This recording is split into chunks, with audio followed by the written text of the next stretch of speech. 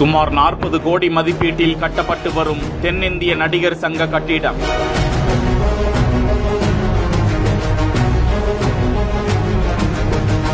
இறுதிக்கட்ட பணிகளை ஆய்வு செய்யும் விஷால், கார்த்திக் பிள்ளையார் கோவிலில் பூஜை செய்து வழிபாடு.